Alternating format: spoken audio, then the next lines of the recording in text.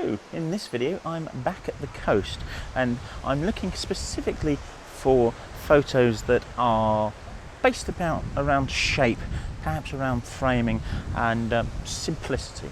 I'm not sure what kind of images I'm going to be getting today. I've grabbed a few already. There may be some kind of street scenes, there may be some slightly complicated scenes, there might be some incredibly simplistic scenes. One of the things that's really important is that you appreciate that this is a kind of training of the eye, and obviously my eye as much as anything else. We live and learn, do we not? And it's about really just finding things that are around you that are photogenic, and in places like this they are kind of everywhere, because you've got the kind of geometry of this shelter here. If you can get the light on it right, there's some real nice opportunities for light and shade to really just kind of highlight the brutalist nature of it. I mean, it's not massively brutalist, is it? But it's a cream concrete structure that is literally leaching rust from the strengthening steel that's inside it. There's something there, isn't there? I mean, it's we don't have to be creating pretty pictures. We just have to be creating engaging pictures. One of the interesting shots I've got, and I've kind of framed up with the camera here, is looking through the apertures. You can see one behind here that go right the way through the kind of three sections of this. And if you can get something interesting on the other side of it, or if the light's right, you get somebody, just one person, simplicity, looking straight through, dead centre, then I think there's quite an interesting shot there, and I might already have it, I'm not sure. There's a kind of urban grunge grittiness to this. Doesn't he look like he's out of a Guy Ritchie film? It was his stance and his look, his swagger, that made me process this image in this way. Of course, I do have a colour version. It doesn't quite cut it. In fact, I don't think it cuts it at all. See what I mean? I mean, obviously I could have processed it in a different way. I could have made it darker and grittier, but I don't think that works with Magnolia. But don't get me wrong, I think it's a decent enough shot, but once you've seen that black and white one, it just pales into insignificance. Let me know what you think anyway. I like working the coastal promenades. There's so many things that you can shoot here, from really complicated shots to really simplistic shots. I'll put up a few in a little while of shots I got on a completely different promenade in completely different weather conditions a month or so back. They illustrate how simplicity can create quite captivating images just through everyday observation. I'll drop some of those images from the other promenades into the video a little later, but for the minute let's have a look, see what else is down this promenade. There's got to be something else, isn't there? The geometry you get with man-made structures in lots of places are incredibly appealing subjects. Well, at least they are to me. It's often the repeating lines, or the sheer simplicity of the lines, such as what we have down here with the concrete steps down to the beach, the handrails onto them. These handrails here have been painted a nice silver, but those down there are just in their original kind of galvanised, kind of scaffold-like patina. I quite like the shot. I've kind of eyed it up. It's really simplistic. I don't know whether I want to shoot it. Let me put this onto video. See, I don't know whether I want to shoot it with a bit of the horizon and the sky, or just completely obliterate it and look straight down on it. I'll probably do both, in fairness, and pop something up. I think it's a simple shot. I need to lean over a little here because I'm getting this at the edge of the concrete. I would need to be roughly in the centre of the. I need to be on the other side. Don't try this at home, I'm a professional.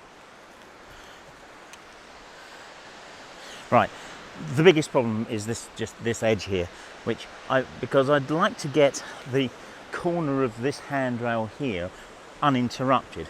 I think I'm actually really struggling to do it because almost no matter where the heck I go, my lens isn't wide enough to do this. If I pull back, I might just I might just have this. I think I'm going to clone this out at the bottom edge, just to clean it up a little bit, because coming on this side doesn't actually make me look professional because now I'm leaning back.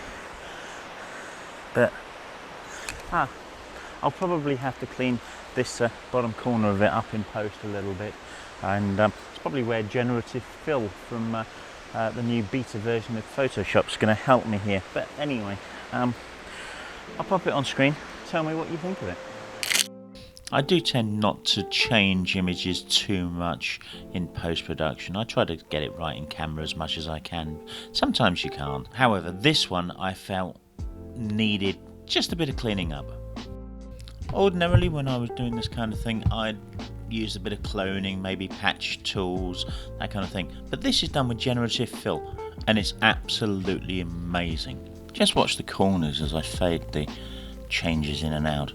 In the past, I'd have had to do this with cloning and such, and it would have taken a long while. This took seconds. I wonder whether our fear of AI is the same as the Luddites of yesteryear fearing mechanisation, or do we have a real problem? Feel free to comment down below about your feelings on this. A number of people have commented. Oh, it's echoing here, isn't it? Should have done a sound test. Anyway, a number of people have commented as how they wished they had my eye for a composition. And of course, I've not always had the eye. In actual fact, when I've been given the eye, I've often missed it. The eye is something you're not necessarily born with, or rather, some people are. But it's more often something that you learn. It's a skill that you can train yourself to have. And the kind of things that really work, it's almost obvious here. Well, it is to me. Yeah, things that you can do easily are easy, aren't they? But to somebody else that can't do it, it's hard. So what are we looking for? Well, we're primarily looking for, let's just be really broad, contrast. We're looking for contrast. Contrast exists in so many places, and you can see behind me, contrast, loads of contrast. We've got the darkness of the outline of the shape, in contrast to the lightness of the sky and the surroundings. There we've got kind of tonal contrast. We have similar tonal contrast here with this flagpole set against the deepening sky there. You may be able to detect it's beginning to rain. It's more than beginning to rain. The wonderful painted handrails here. Again, a contrast to the darkness of the sky, but also more of a permanent contrast to all of these rocks down here that they're effectively stopping people from falling onto. Another type of contrast is shape contrast. We don't have a great deal of it here, but again, if we walk off to the edge over here, you may just see in the distance on this slipway ramp, there's a ladder down there, and the contrast of the shapes there, I mean, they're all straight lines, but we're talking about the slope of the slipway against the upright of the ladder, and of course the rungs of the ladder as well. And if you shoot that at an angle also, you can really kind of emphasize that, and it's the kind of shot that there really works when you try to isolate it. So contrast is so much more than just tonal contrast between lights and darks. It's a curve against a straight line. It's different colours working together. It's the difference of shapes working together. So if you have the softness of grass perhaps against something that's really quite structural and straight behind it, that's another contrast. There's so many things to look for in terms of contrast that it's a really big topic. But once you start looking and once you start finding these things, you'll start finding them more often. And that's the training. That's what you've got to do. Every time you go out, look for these things, whether you've got a camera or not. I mean, let's face it, we've pretty much all got cameras. I'm looking in my pocket for the phone, but I've left it in my bag over there. Well, I hope it's still there. Take a photo if you feel like it, or just observe. So much of this is observation. Yeah, people say, well, how do you see these things? It's really difficult to explain it. You just observe, you look, you see, you notice. One of the things you notice on harsh light days are shadows, and these just stood out.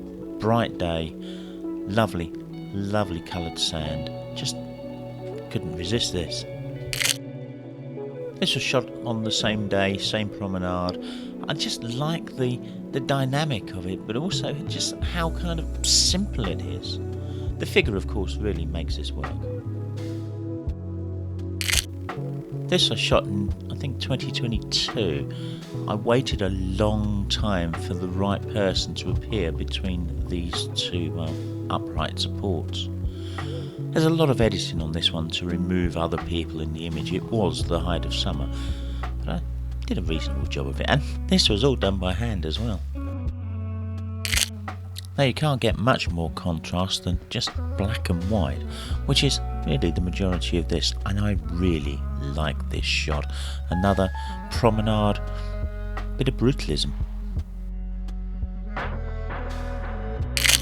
Now, if there's one thing I need to practice more in my photography, it's simplification, and it's so easy to do this at the coast. A few lines, horizon, sand line, quite simple. I think this is a striking image. I really like this one as well. It's just the contrast of lines, the horizontal lines and the not horizontal lines. What are they called? Anyway, whatever they're called, I like it. What about you?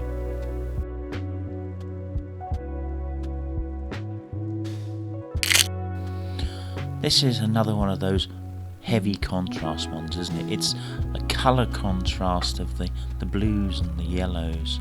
It's pretty much all that's there, except for that red bag. I think, well, of course I like it, I'm showing it to you. But, yeah, it's just simple. It's so simple. Let me know what you think of it. Anyway, that's it for this week. Thanks for watching, and we'll see you soon. Take care.